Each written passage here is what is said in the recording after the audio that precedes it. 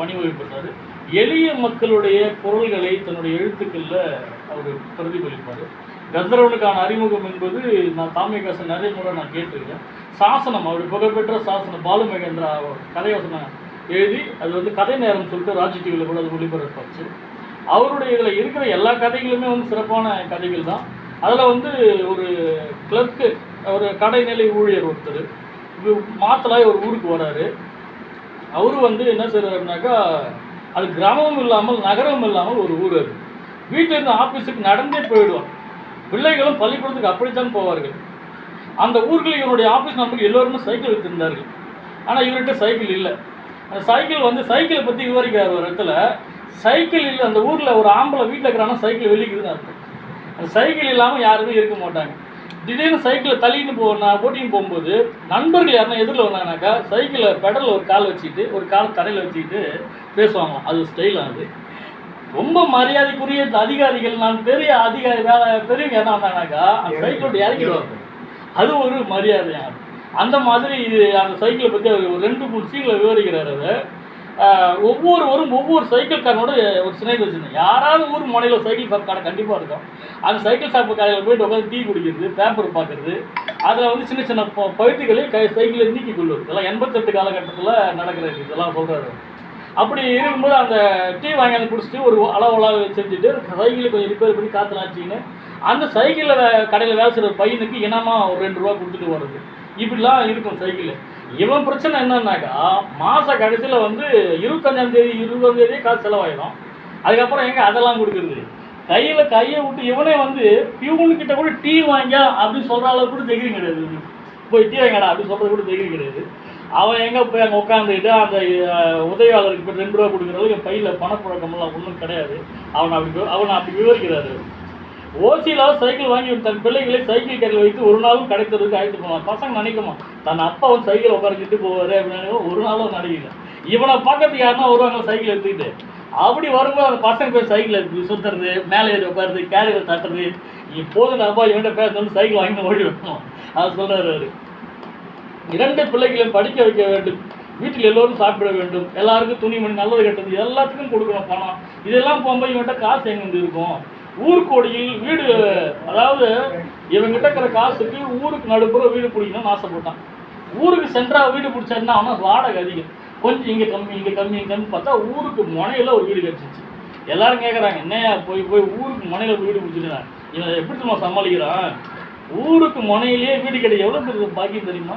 உள்ளேருந்து வரதுக்கு இட்டைக்கு போய்டுவேன் நான் அப்படின்னு. இவன் தலையை தின்னாக்கா பசங்க வந்து வடகோடியிலையும் இவன் ஆஃபீஸ் தெற்குக்கோடியில வந்து மாட்டிச்சு. சைக்கிள் வாங்கியே ஆகணும். இப்போ சைக்கிள் இல்லாமல் என்னால் ஒரு வேலையும் பண்ண முடியாது.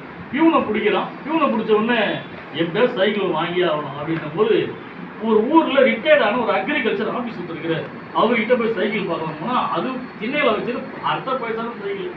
அந்த சைக்கிள் போய் பாழடிஞ்சு போய் ஒற்றை பிடிச்சி போயிருக்குது. அந்த சைக்கிள் எப்படி அவர் கொடுக்குறது கௌரவம் பார்க்குறாரு. இதெல்லாம் தர முடியாது, இந்த மாதிரிலாம் கௌரவம் பார்க்குறாரு. நான் தரமாட்டேன், எப்படிப்பட்ட சைக்கிள் தெரியுமான்ற மாதிரிலாம் பேசுகிறேன். எப்படியோ ஒன்று ஆட்சி பிடிச்சி அந்த சைக்கிளை வாங்குறாங்க. சைக்கிளை பற்றி விவரிக்கிறாரு கந்தர்வன். இந்த சைக்கிள் வந்து அந்த தேச படங்கள் இருக்குல்ல, உலக மேப், அந்த மாதிரிக்கு தான் பெயிண்ட் உதிரி போயிடலாம் சைக்கிளில். அந்த ஒற்றைகள் அப்படி படுந்துருக்கலாம். ரொம்ப வழுக்கையாக, இந்த 2 டயர் ரொம்ப வழுக்கையாக இருக்குது. இந்த 2 பேரும் தள்ளினே வராங்க. ஊர் மொனை வந்த உடனே இந்த பியூன் வந்து விட பெற்று போயிடுறாரு. இவர் என்ன பண்ணார், சைக்கிள் ஏறி வைக்கிறார். தன்னுடைய முதல் சவாரி அங்கிருந்து தொடங்குகிறார் சைக்கிளில். அப்படி வந்துகிட்டே இருக்கும்போது அந்த முனிசிபாலிட்டி மேலே அவருக்கு அவ்வளோ கோவம். ஏன் காரணம்னா, கொஞ்சம் தான் தார் ரோடு, மிச்சம் எல்லாம் குண்டு குழியுமாங்க. சாணம் பிடிச்ச மாதிரி கல் நீட்டிகிட்டு இருக்கு. ஏற்கனவே வழக்கியாக இருக்குது சைக்கிள். சாணம் பிடிச்ச மாதிரி நீட்டிகிட்டு இருக்கு. ஓட்டின்னு வர நானும் டங்கு 4 இடத்துல இடிக்குது அந்த சைக்கிள். ஒரு வழியாக வந்து சேர்த்துக்குள்ளே ஒரு 2 வாட்டி கீழே மாதிரி ஆயிடுச்சு. அப்படி இப்படி வந்து அந்த வீட்டு வாசலில் சைக்கிள் நிற்குது. அவங்க குழந்தைங்களும் மனைவியெல்லாம் வந்து அந்த சைக்கிள் தொட்டு பார்க்குறாங்க. ரொம்ப சந்தோஷம். எல்லாரும் பசங்களுக்கெல்லாம் காலையில் சைக்கிளில் போகிறதுக்கான ரொம்ப மகிழ்ச்சியாக இருக்கிறாங்க. இரவு போய் இவன் சைக்கிள் நினச்சி பார்த்துறாரு, இது எப்படி போகிறது, இந்த மாதிரி சைக்கிள் வந்து இவனுக்கு பட பச்சிது. இவனுக்கு ஏற்கனவே ஒரு வாட்டி சைக்கிள் ஓட்டும் போது காலில் உட்காந்தாலும் இந்த தொடை வலிக்க ஆரம்பிச்சு. ஆனால் சைக்கிள் போக பிடிக்காது. வழி இல்லாதனால அந்த இடத்துல வந்துட்டு சொல்லிட்டு சைக்கிள் வாங்கி வச்சு நான் நைட்டு போய் உட்காந்து 2 மனைவியும் கணவனும் உட்காந்து பேசுகிறாங்க. நைட் படுக்கு முன்னாடி காலையில் நீ சீக்கிரம் இருக்குது, பசங்களை ஸ்கூலுக்கு நானே கூப்பிட்டு போயிடுறேன், அவங்களுக்கு சந்தோஷமாக இருக்கும், போயிட்டு வந்தோன்னா அவங்க மார்க்கெட்டுக்கு கூப்பிட்டு போகிறேன் அப்படின்னு அவங்களுக்குள்ளே பேசிட்டு இரவு போக போகிறோம். காலையில் எழுந்து அந்த சைக்கிளை பசங்களை ரொம்ப ஆர்வமாக கிளம்புறாங்க. திண்ணையிலேருந்து சைக்கிள் ஸ்டாண்டர்ட் தள்ளி விட்டோம்னா அவன் சைக்கிள் டபாலுக்கு இல்லை ஒரு மென்டல் சத்தம், அதாவது அந்த வீல் போய் டபால் தரல் அடிக்குதுன்னா காரணம் காற்று போயிடுச்சு. நேற்று நைட்டு வந்த வேலை காற்று போய் டம்மால் அடிச்சோம்னா அது ஒன்றுமே புரியல. நீங்கள்லாம் ஸ்கூலுக்கு போங்க, நான் சைக்கிள் ரிப்பேர் பண்ணி சொல்லிட்டு அவனுக்கு புது ஊர் எங்கே ரிப்பேர் கடன் தெரியல சுற்றுறான். அந்த தெருக்கோடி அந்த மூலையில் ஒரு லைட்டு கம்பு தாண்ட ஒரு டயரை உடஞ்சி போன சைக்கிளை மொத்தம் பிரேம் வரைக்கும் மாட்டி வச்சு இங்கேருந்து பார்த்தா அவனுக்கு தெரிஞ்சிச்சு. நேராக அங்கே போகிறான், சைக்கிள் விட்றான், அவன் அப்படியே பார்க்குறான். இவனை என் சைக்கிள் அவன் அப்படி பார்க்குறான். சைக்கிள் அப்படி பார்த்தனா அவனுக்கு ஒன்றும் புரியல. இந்த மாதிரி சைக்கிள் அப்படின்னு சொல்லிட்டு ரிம் அப்படி உருவி இந்த குடலை உருவுன்னு சொல்லலாம். அப்படி குடலை போய் டீ போய் உருவுறான். நான் சொல்கிறாரு குடலை உருவா டீ போய் உருவினான்ற. அதுக்கப்புறம் அவனை உட்கார வச்சு எல்லாத்துக்கும் முடிச்சு ₹2 பைசா கொடுத்தவொடனே சைக்கிள் எடுத்துட்டு அவன் போகிறான். போய் முடிச்சதுக்கப்புறம் மறுநாள் இதே மாதிரி பசங்களை எடுத்துகிட்டு போகும்போது இதே மாதிரி வாட்டி விழுந்துடுறாங்க. விழுந்துட்டு அன்னைக்கு நைட்டும் அதே மாதிரி ஒரு பிரச்சனை வருது இவனுக்கு. இதெல்லாம் எப்படி சமாளிக்கிறான்றதெல்லாம் கதையில் அவர் விவரிச்சிங்கன்னா வராது.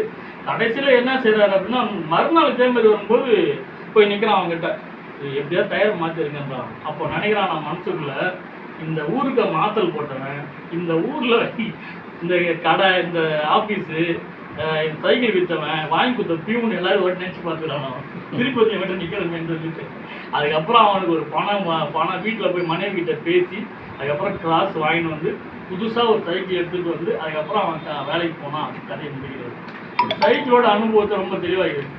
இது பெரிய கதை. நான் சாரை மட்டும் சொல்லியிருந்தேன்.